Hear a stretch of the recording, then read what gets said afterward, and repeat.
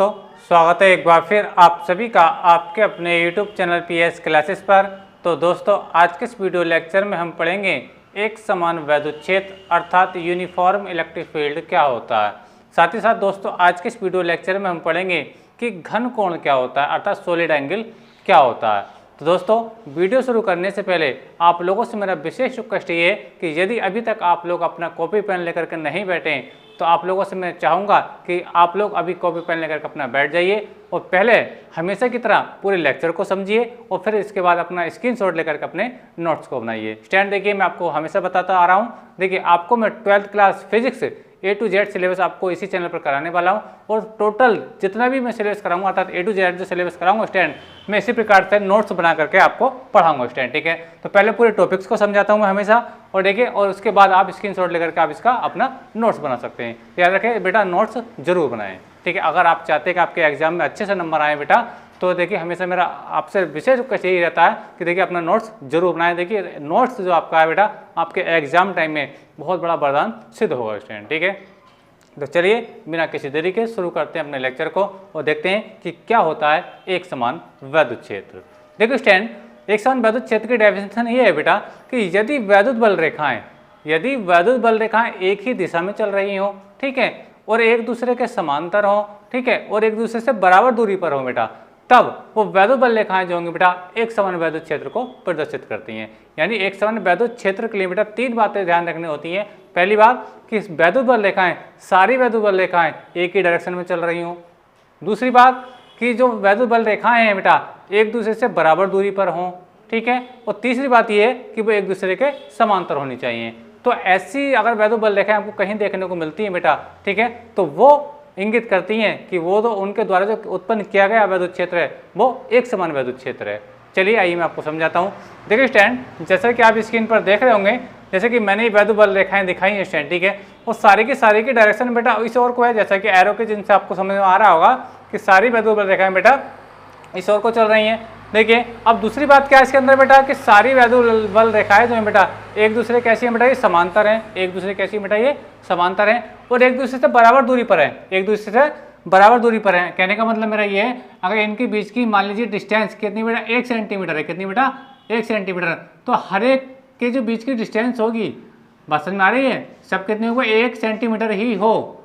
ठीक है, तो ये तो मैं एक एग्जाम्पल के टाइप से आपको बता रहा हूँ स्टैंड कि अगर वैद्युत बल रेखाएं सारी की सारी एक दिशा में चल रही हो और उनके बीच की जो डिस्टेंस बिल्कुल बराबर हो, यानी अगर ये 1 सेंटीमीटर तो सारी की सारी सबके अंतर जो अंतराल होना चाहिए वो 1 सेंटीमीटर का होना चाहिए। जरूरी नहीं है कि 1 सेंटीमीटर हो, आपका 2 सेंटीमीटर हो सकता है, 3 सेंटीमीटर हो सकता है, लेकिन वैद्युत बल रेखाओं के बीच की जो डिस्टेंस है बिल्कुल बराबर होनी चाहिए, चाहे वो जितनी भी हो स्टैंड। ठीक है, और सारी की सारी क्यों बेटा एक ही डायरेक्शन में चल रही हो और सारी एक दूसरे कैसी हो बेटा, वो समांतर हो। तो ये इस प्रकार का जो वैद्युत क्षेत्र कहलाता है, ये आपका बेटा एक समान वैद्युत क्षेत्र कहलाता है।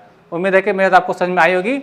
एक समान वैद्युत क्षेत्र को परिभाषित करने के लिए तीन बातें आपको ध्यान रखनी होती है बेटा कि वैद्युत बल रेखाएं एक ही डायरेक्शन में चल रही हो, ठीक है, एक बात। दूसरी बात, जो वैद्युत बल रेखाएं हैं उनके सभी वैद्युत बल रेखाओं के बीच की डिस्टेंस है, यानी वो आपस में एक दूसरे से बराबर दूरी पर होनी चाहिए, ठीक है, और एक दूसरे के समांतर होनी चाहिए। तो जब ये बातें अगर फॉलो करती हैं अगर वैद्युत बल रेखा तीनों बातें, तो वो वैद्युत क्षेत्र क्या कहलाएगा बेटा, आपका एक समान वैद्युत क्षेत्र कहलाएगा। उम्मीद करता हूँ यहाँ तक मेरी बात आपको अच्छे समझ में आ गई होगी स्टूडेंट। ठीक है, तो देखिए डेफिनेशन को पढ़ते हैं। क्या लिखा है, देखिए हेडिंग, एक समान वैद्युत क्षेत्र यानी यूनिफॉर्म इलेक्ट्रिक फील्ड क्या होता है, जब वैद्युत बल रेखाएं एक ही दिशा में, जैसे कि आप देख रहे हैं एरो के चिन्ह से आपको पता चल रहा होगा कि सारी वैद्युत बल रेखाएं इस ओर को चल रही हैं, ठीक है, एक ही दिशा में एक दूसरे के समांतर, यानी कोई भी आप देखें वैद्युत बल रेखाएं कोई भी किसी को नहीं काट पाएगी। बात समझ में आ रही है। वैसे भी अब मैंने आपको पढ़ा है कि वैद्युत बल रेखाएं, दो वैद्युत बल रेखाएं कभी एक दूसरे को प्रतिच्छेद करती ही नहीं है। ठीक है, तो चलिए अभी बात करते हैं डेफिनेशन की। तो सारी वैद्युत बल रेखाएं क्या बेटा एक ही दिशा में हो और क्या हो, एक दूसरे के समांतर होनी चाहिए। समांतर भी आप सामने देख रहे होंगे स्टैंड, ठीक है, और आपस में क्यों जी बेटा बराबर दूरी पर होनी चाहिए। क्यों जी बराबर दूरी पर होनी चाहिए। तो ये ऐसा जो वैद्युत क्षेत्र होगा बेटा क्या कहलाएगा, एक समान वैद्युत क्षेत्र कहलाएगा। उम्मीद है कि मेरे आपको समझ में आ चुकी होगी। देखिए, अच्छा, तो देखिए एक बार मैं आपको एग्जाम्पल में दे रहा हूँ। देखिए जैसे एक एग्जाम्पल और समझाता हूँ। देखिए मान लीजिए एक इलेक्ट्रिक फील्ड लाइन सी यानी वैद्युत बल रेखा ये है, दूसरी ये है, ठीक है, तीसरी ये है, ठीक है, और चौथी ये है। बात समझ में आ रही है, ध्यान से समझें।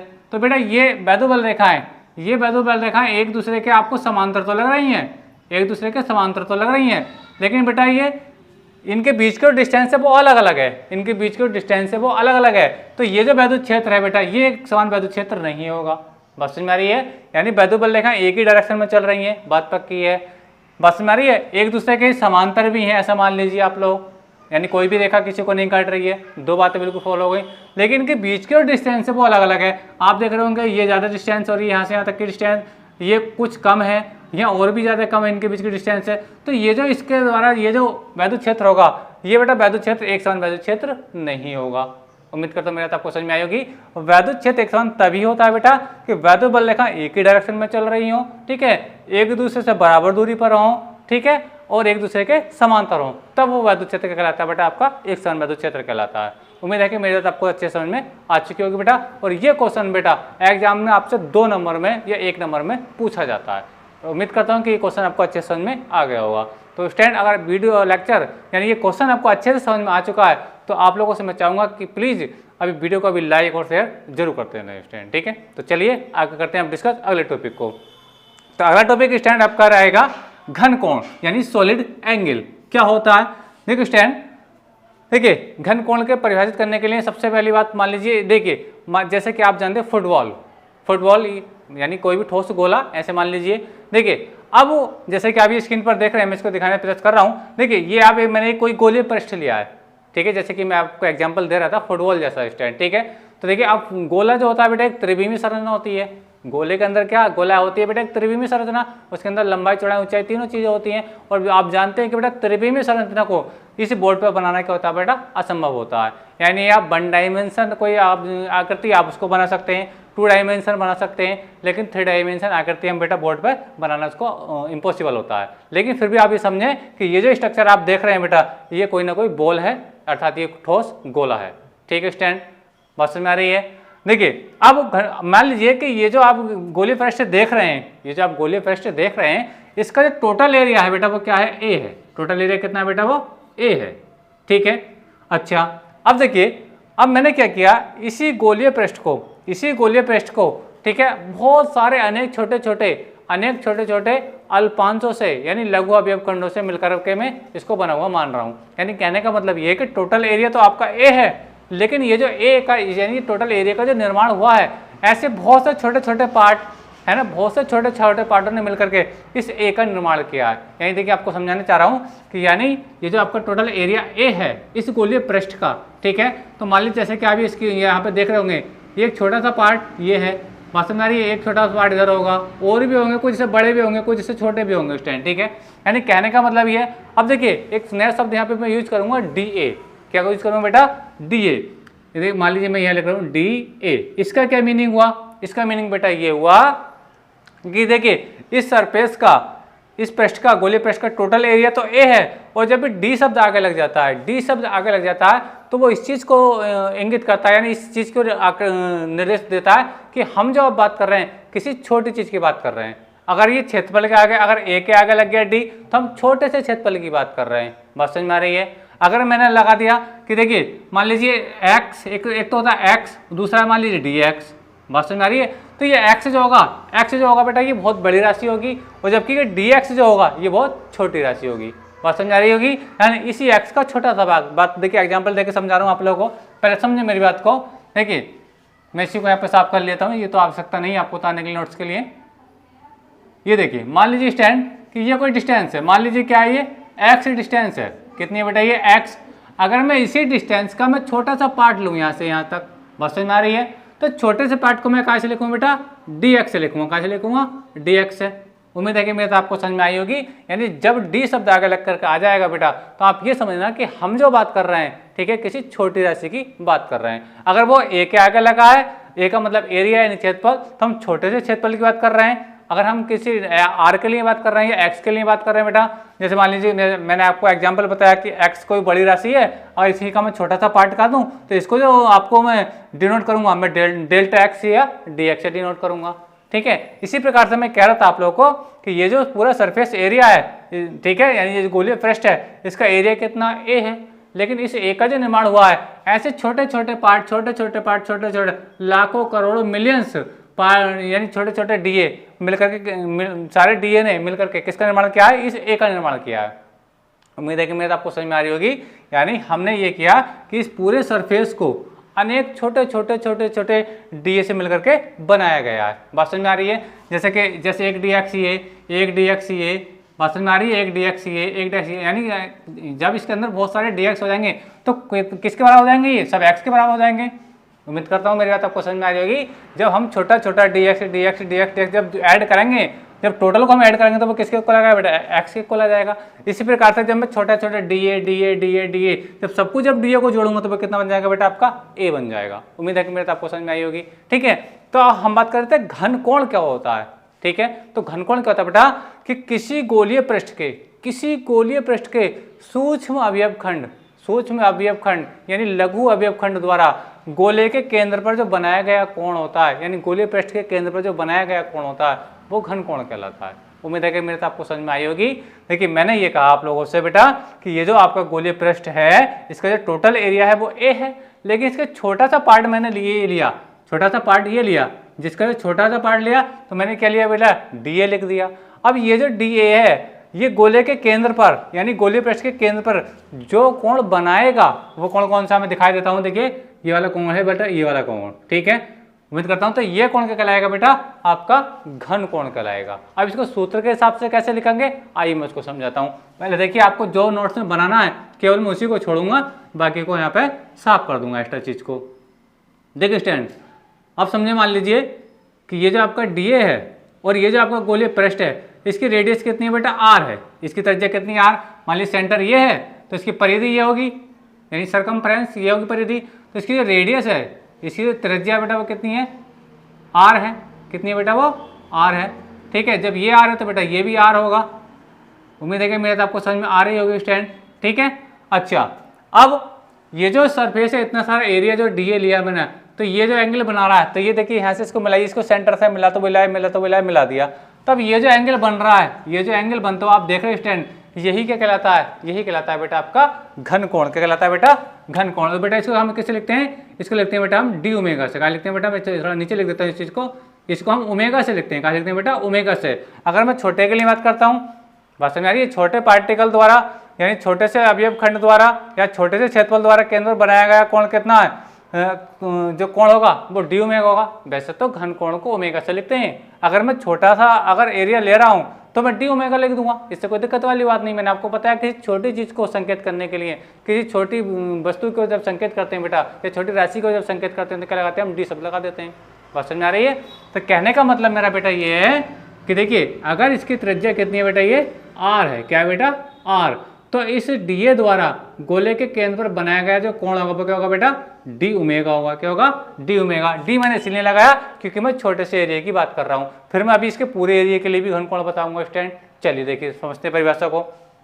देखिए स्टूडेंट, मैंने कहा घन कोण क्या है? देखिए घन कोण इसको बोलते हैं इंग्लिश में सॉलिड एंगल। क्या बोलते हैं बेटा? Solid angle. क्या होता है? देखिए किसी गोलीय पृष्ठ, जैसे कि आप ये देख रहे हैं स्टूडेंट, पूरा गोलीय पृष्ठ है के सूक्ष्म अवयव खंड, जैसे कि मैंने आपको बताया कि इस ए का छोटा सा पार्ट मैंने ये डी ए लिया।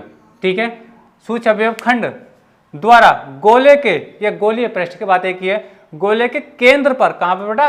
केंद्र पर बनाया गया कोण क्या कहलाता है? घन कोण कहलाता है। इसे ओमेगा, किसे बेटा? ओमेगा, याद रखना, ओमेगा से प्रदर्शित करते हैं। ठीक है, यानी कहने का मतलब है कि ये जो एंगल होगा आपको बेटा, ये क्या होगा बेटा? आपका घन कोण होगा। क्या होगा बेटा? घन कोण होगा, जिसे हम डी ओमेगा से लिखेंगे यहाँ पर स्टूडेंट। ठीक है, अच्छा अब इसके फार्मूले को समझते हैं। देखिए फार्मूला कैसे लिखेंगे?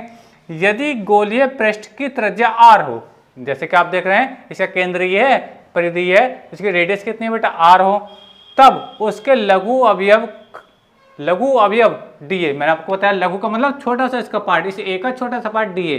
ठीक है, लघु अवयव डी ए द्वारा केंद्र पर बनाया गया घन कोण कितना होता है बेटा? ये होता है डी ओमेगा इक्वल टू होता है बेटा डी ए, मतलब ये वाला एरिया अपॉन त्रिज्या का स्क्वायर। बात समझ में आ रही है?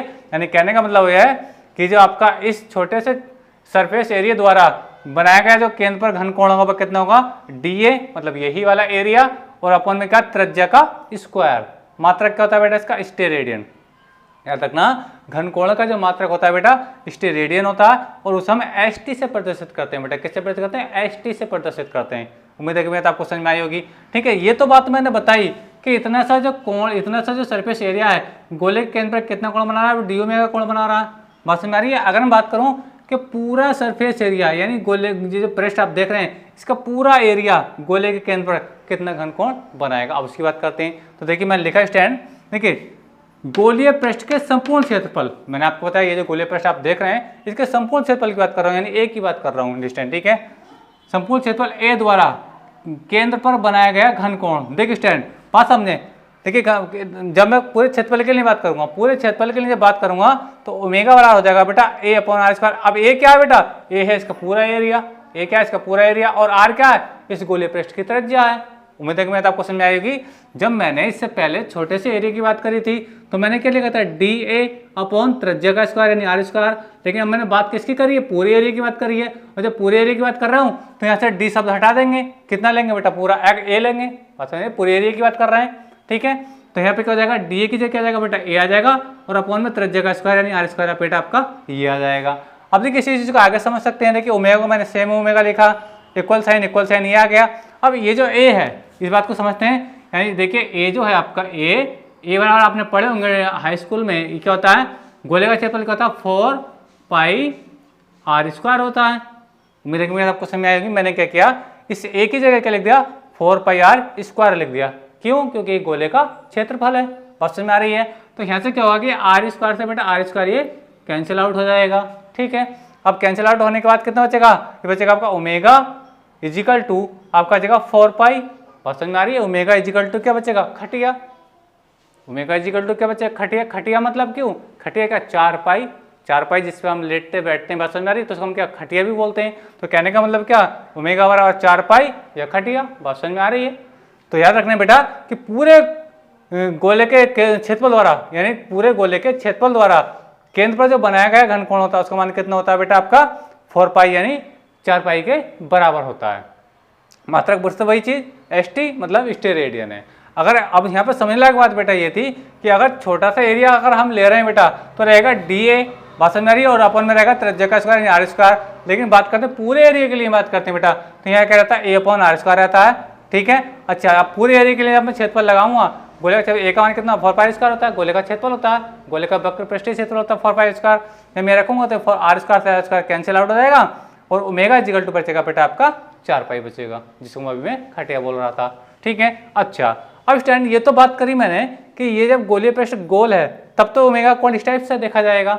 लेकिन अगर पृष्ठ गोल ना हो, किसी और आकार का हो, त्रिभुजाकार हो, आयताकार हो, या किसी भी आकार का हो, कहने का मतलब गोल ना हो, ठीक है, तब घनकोण को हम कैसे लिखेंगे। तो देखिए स्टैंड मैंने लिखा, यदि पृष्ठ गोल ना होकर, मैंने कहा ये तो गोल था, गोल के लिए कंडीशन मैंने आपको बता दिया, दोनों कंडीशन आपको बता दिया, छोटे क्षेत्रफल के लिए और पूरे क्षेत्रफल के लिए। लेकिन अब मैं कह रहा हूं कि ये जो आप पृष्ठ देख रहे हैं ये गोल ना होकर के किसी और आकार का हो, तब घनकोण को हम कैसे लिखेंगे। तो देखिए मैंने लिखा, यदि पृष्ठ गोल ना होकर किसी अन्य आकार का हो, मतलब किसी और आकार का हो स्टैंड, ठीक है, आकार का है, तब घनकोण को हम लिखेंगे डी ओमेगा। डी का मतलब क्या, हम छोटे से एंगल की बात कर रहे हैं, जैसे मैं इसी के लिए अगर मैं देखना चाहूँ डी ओमेगा, तो मान लीजिए ये वाला एरिया ले लिया, इस टाइप से स्टैंड, ये बात समझ में आ रही है, फिर से डी ओमेगा बन जाएगा।